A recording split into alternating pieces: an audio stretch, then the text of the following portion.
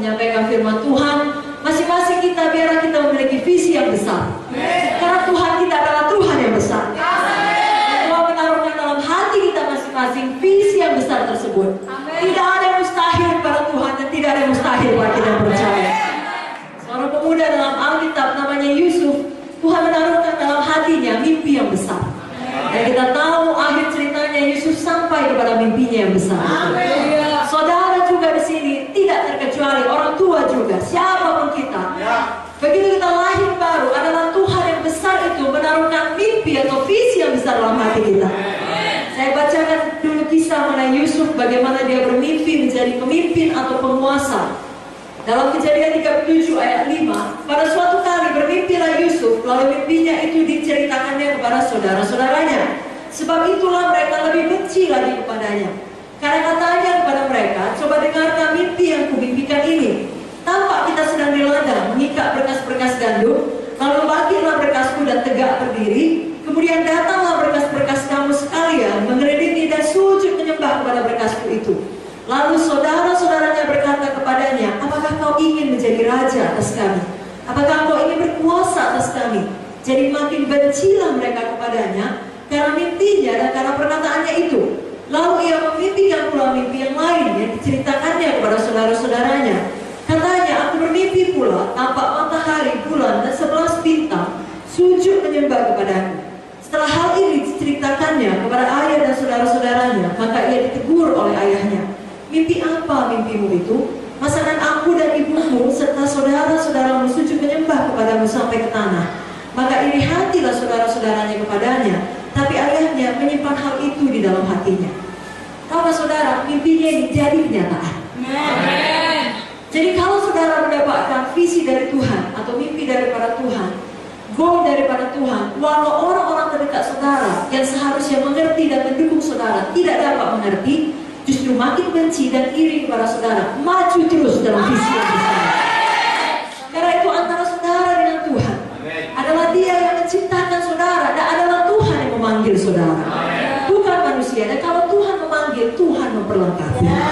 Dan Dia akan membuka jalan di mana manusia manapun tidak dapat menutupnya. Hari ini biarlah kita punya visi besar.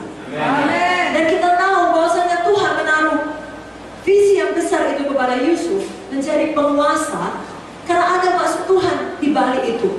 Bukan sekedar supaya saudara-saudaranya sujud menyembah kepadanya, tidak, tapi supaya Yusuf telah menjadi penyelamat bagi keluarganya, bahkan penyelamat bagi seluruh bangsa Israel, bagi seluruh umat Tuhan. Jadi Tuhan, Dia Alfa dan Omega, Dialah yang awal dan yang akhir. Dia Maha tahu, Dia tahu apa yang akan terjadi di masa yang akan datang. Dan Dia tahu dunia akan dilanda kelaparan, termasuk umatnya bangsa Israel. Dan Dia telah tetapkan, Dia telah pilih, Dia telah panggil Yusuf untuk menyelamatkan bangsanya, termasuk keluarganya dari kelaparan itu. Sebab Dia tanamkan di dalam hatinya sejak muda ada mimpinya menjadi penguasa. Saudara pun Tuhan tahu masa depan kita. Tuhan tahu masa depan saudara. Jadi visi saudara janganlah sekedar supaya sukses, terkenal, ya, banyak duit atau semacam itulah seperti yang dimimpikan oleh orang-orang dunia ini. Tetapi kenali maksud Tuhan di balik itu. Yakni di dalam kesuksesan saudara, di dalam mimpi saudara atau visi saudara yang besar itu, Tuhan mau saudara menjangkau lebih banyak jiwa bagi Yesus. Tuhan mau saudara memberitakan Injil kepada sebanyak-banyaknya orang untuk dapat menolong pekerjaan Tuhan, karena itulah yang kekal untuk membesarkan kerajaan sorga. Jadi dimanapun Tuhan menempatkan saya dan saudara 5 tahun dari sekarang, 10 tahun dari sekarang, atau sebelum Yesus datang, berapa tahun pun dari sekarang, apakah nanti saudara ditempatkan Tuhan di kantor pemerintahan atau di bidang swasta, atau saudara menjadi businessman, businesswoman, atau sebaliknya saudara menjadi hamba-hamba Tuhan, pendeta-pendeta, dimanapun Tuhan menempatkan saudara, biarlah saudara mengerjakan visinya Tuhan di dalam saudara. Jadi terima visi Tuhan itu. Dan visi Tuhan selalu visi yang besar. Kalau visi Tuhan adalah visi yang kecil, tidak dibutuhkan Tuhan. Justru Dia berikan visi yang besar yang kelihatannya tidak mungkin terjadi. Karena itulah saudara selalu butuh faktor Tuhan dalam hidup saudara. Sama seperti mimpi Yusuf ini, sebenarnya dengan pikiran manusia tidak mungkin terjadi. Sebabnya saudara-saudara saudaranya marah, ayahnya pun menegur dia. Kenapa? Karena dia anak yang paling muda. Setelah ada satu lagi yang lebih muda, Benjamin, lahir setelah dia. Tapi selebihnya saudara-saudaranya lebih tua dari dia. Dan menurut hukum atau adat pada waktu itu, tidak bisa dia menjadi penguasa pada yang lebih tua.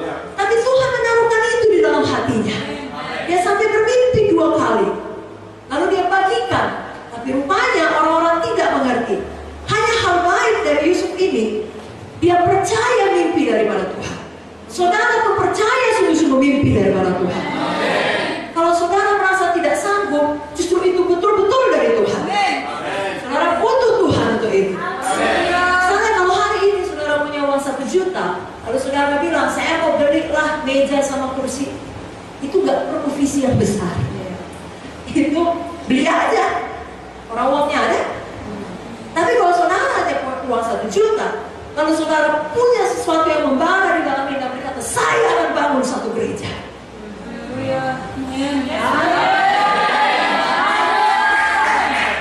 Itu butuh tangan Tuhan. Tapi kerjakan seperti Ibu Mute bilang, setiap perkara kecil. Apa yang ada di tanganmu, tongkat, dengan tongkat itu berani. Amin. Bukan tongkat itu yang mengadakan mujizat, tapi Tuhan dengan kuasanya memakai tongkat itu untuk mengadakan mujizat demi mujizat demi mujizat demi mujizat. Berapa banyak saya percaya Tuhan memanggil dia untuk perkara yang besar. Amin. Jangan melihat ya 1 juta dari itu saja, atau dengan kata lain sumber daya kita yang terbatas. Lihat kuasa Tuhan yang tidak terbatas. Kalau Tuhan yang berjanji, dia menggenapinya. Sama seperti kisah Abraham, dikatakan dalam Roma 4 ayat 18, saya bacakan sampai 24. Sebab sekalipun tidak ada dasar untuk berharap. Semua berkata tidak ada dasar untuk berharap. Namun Abraham berharap juga dan percaya bahwa ia akan menjadi bapa banyak bangsa. Menurut yang telah difirmankan, demikianlah banyaknya nanti keturunanmu. Imannya tidak menjadi lemah, walau ia mengetahui bahwa tubuhnya sudah sangat lemah, karena usianya telah kira-kira 100 tahun, dan bahwa rahim Sarah telah tertutup. Katakan lagi 100 tahun. 100 tahun. Rahim Sarah telah tertutup. Jadi tidak ada dasar untuk berharap. Biar firman Tuhan hari ini dapat memberikan kepada saudara petunjuk dan hikmat. Bahwa saya untuk mencapai panggilan Tuhan seperti firman Ibu Mute harus berkorban. Kalau kelihatannya tidak cocok situasi ini, tidak ada dasar untuk berharap, tapi karena Tuhan yang berkata, itulah dasar saudara. Maka Abraham percaya juga, saudara juga anak-anak Abraham percaya juga. Usianya 100 tahun, rahim Sarah telah tertutup, tapi bagi mereka Ishak dilahirkan. Dan lebih daripada itu, kita semua adalah anak